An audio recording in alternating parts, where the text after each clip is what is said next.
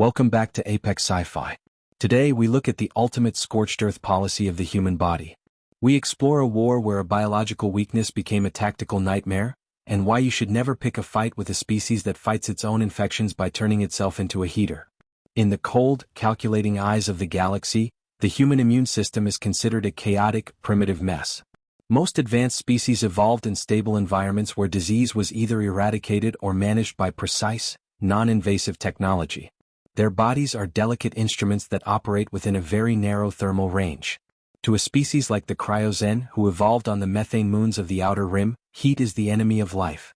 Their entire biology is based on superconducting fluids and cryostable proteins. They thrive at 80 degrees below zero. To them, the standard human body temperature of 37 degrees Celsius is already a scorching, uninhabitable furnace. When the cryoxen launched their invasion of the human mining colony on Glacis Prime, they didn't just bring their freeze-ray cannons and thermal dampening fields. They brought a biological weapon, the Pyion virus. It was a synthetic pathogen designed to target endothermic life. Its goal was to force the host's metabolism into a feedback loop, causing a catastrophic rise in internal temperature that would cook the victim from the inside out. They expected the human colony to be a graveyard of charred corpses within 48 hours. High Commander Frostval of the cryoxen sat in his refrigerated command spire, watching the sensor feeds. The blue-tinted world of Glacis Prime was silent. The human outposts were dark. Thermal scans showed that the humans were indeed spiking. Their body temperatures were climbing from 37 to 40, 41, and even 42 degrees. The Pyion virus is working, Vol signaled to the high hive. The mammals are succumbing to the heat death. Their internal systems are failing as their proteins denature. Soon, their shelters will be filled with the dead, and we shall occupy the mines without a single shot fired. Biology is the most efficient conqueror. Vol was a master of cryogenic engineering, but he had a fundamental misunderstanding of human survival. He didn't know that for a human, a fever isn't just a symptom of failure. It is a war. It is our body's way of saying, if I'm going down, I'm taking everything with me. He didn't know that the human body has a terrifying ability to operate in a state of hypermetabolic overdrive that would kill any other species instantly. Inside the human bunkers, the situation was indeed desperate, but it wasn't a slaughter. It was an awakening. Major Silas Burner Vance lay on a cot, his skin drenched in sweat, his heart hammering against his ribs like a trapped bird. The Pyion virus was raging through his system, but his white blood cells were fighting back with a primal, evolutionary fury. His temperature had hit 41 degrees Celsius, a level that would cause a cryoxen soldier to literally explode. Major, the medic whispered, leaning over him. The virus, it's not killing the boys. It's overclocking them.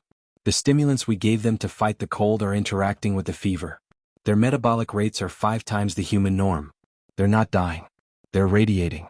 Vance sat up, and as he did, the cold air of the bunker hit his skin and instantly turned to a thick cloud of steam. He looked at his hands, they were a deep, vibrant red. He felt a surge of energy that was terrifying. He didn't feel weak. He felt like he was made of molten iron. If we're going to burn, Vance rasped, his voice sounding like steam escaping a pressure valve, then let's make sure the neighbors feel the heat. All units discard your cold weather gear. We're going out. The cryoxen were preparing to move into the human settlement when the doors of the main bunker hissed open. They expected to see a pile of bodies. Instead they saw a wall of white fog. It was the humans. Hundreds of them. They had stripped down to their basic combat fatigues. They weren't wearing coats. They weren't wearing thermal layers.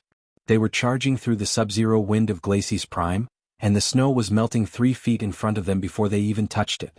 Every human was a living radiator, pumping out enough thermal energy to melt a hole in the ice. As they ran, they left trails of slush and mud behind them. The steam rising off their bodies was so thick it created its own weather system, a localized fog of war that blinded the cryoxen's precision sensors. Open fire. Frostval screamed, his own crystalline armor beginning to fog up from the sudden thermal shift in the air. Use the cryo beams. Freeze them. The cryoxen fired. Their weapons were designed to sap heat, to drop the temperature of a target to absolute zero in a fraction of a second.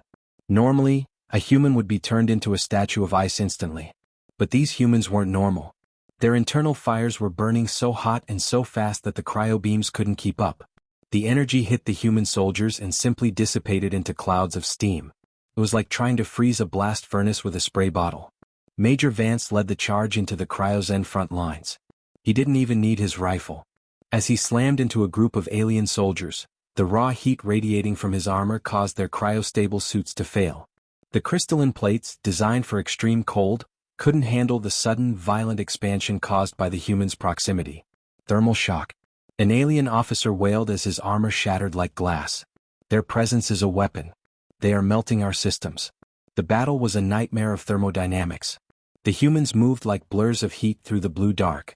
They grabbed alien weapons with their bare, glowing hands, and the metal warped and melted in their grip. They breathed out clouds of steam that blinded the invaders. Every time a human got close to a cryogen tank, the internal cooling systems would overload and explode, unable to compensate for the massive thermal spike. Vance reached the command spire. He wasn't even breathing hard.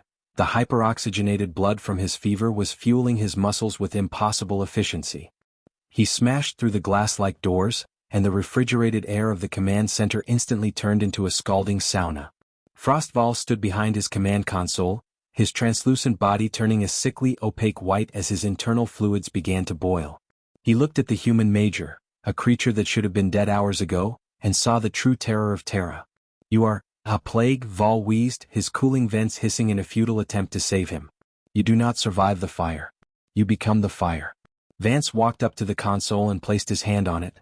The high-tech interface flickered, smoked, and then melted into a puddle of plastic and silicon. "We've had a lot of practice fighting things from the inside," Vance said, his skin still radiating a visible shimmer of heat. "We call it an immune response. And today you're the infection." The cryozen surrendered Glacis Prime within 2 hours. The Fever Legion had dismantled an entire army not with superior technology, but by turning their own biological distress into a tactical advantage.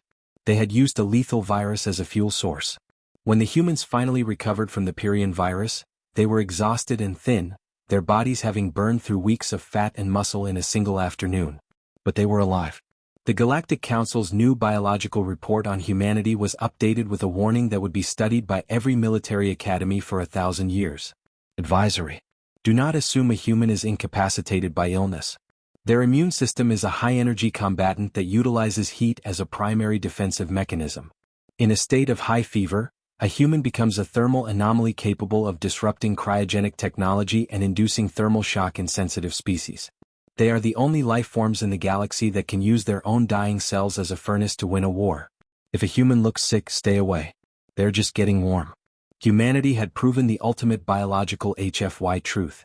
Our weaknesses are just weapons we haven't learned to use yet. We are the species that fights itself to stay alive. We are the ones who run hot. And if you try to freeze us out, we will just burn your world down with the heat of our own blood. This has been Apex Sci-Fi. Stay hydrated. It's hot out there. If you enjoyed this victory of human biology in high-temperature warfare, hit that like button. Comment below, what's the highest fever you've ever had, and did you feel like a superhero or a puddle? Subscribe for the next front of the Apex Factor, the Night Stalkers of Soul. The fever is breaking. The mines are ours.